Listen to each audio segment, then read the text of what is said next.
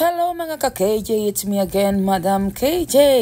Ito yung time na kami ay gumala buong pamilya, 'di ba?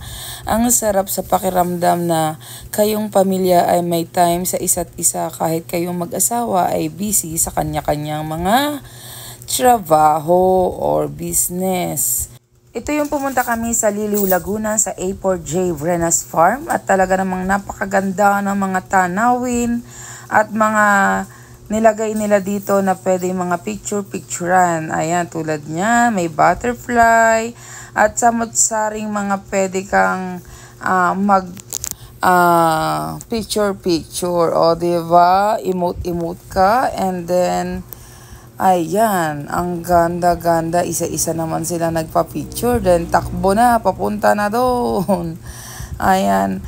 Napakaano nga nito kasi ang liliit pa nila ay talagang hilig-hilig nilang magtatakbo.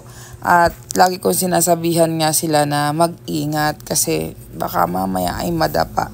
Pinas forward ko lang yan kaya parang ang bilis lang nilang kumilos dyan. O, diba? Pero safe po silang lahat.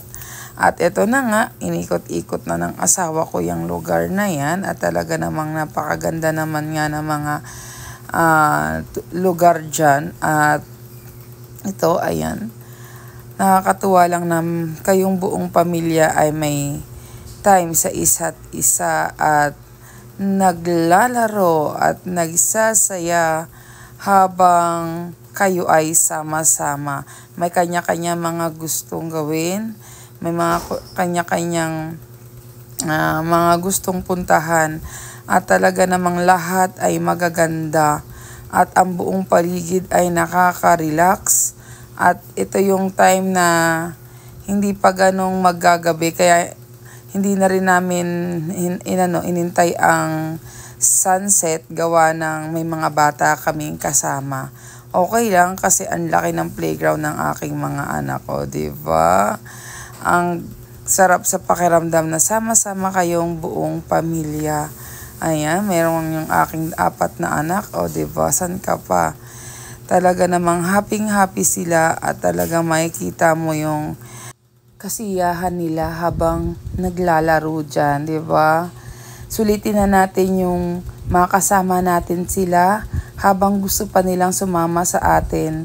Kasi pag laki-laki nila, siguradong iba na yung kanilang mga gustong gawin at tutok sa pag-aaral lalo na pag sila ay mga nagkolehiyo na at hindi na natin basta makukuha ang kanilang mga oras. Ayan si nanay kasama namin dyan, syempre. At ito na nga, talaga namang happy-happy ang lahat at ang asawa ko na may chill-chill lang dyan. Oh. Talaga namang nakahiga-higa pa doon sa sliding. Ayan. At syempre, hindi ako nagpahuli. Gusto ko picture kaming dalawa. O, diba?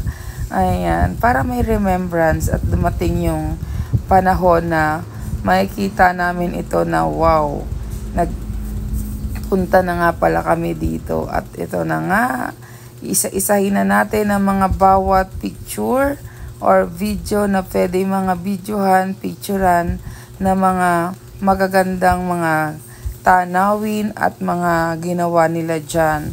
Ayan, dito talagang wala silang katakot-takot. Sobrang taas niyang spider web. At ayan, may star fan. Dami-dami mga pwedeng pag-aurahan sa lugar na ito. At talaga naman sa mga may hilig umaura, pumunta na kayo dito at talaga namang napaka-sulit ng inyong bayad. At talagang lahat ay magaganda at nakakawili. Lalo na pag sunset, pag matatanda lang kayo at walang bata, okay ang sunset. Talagang makikita nyo doon sa may, dyan, sa may pwesto na yan, sa may bell na yan, yung paglubog ng araw. O, diba? Saka yung kulay niya, kitang-kita. Ayan, hanggang dito na lang muna.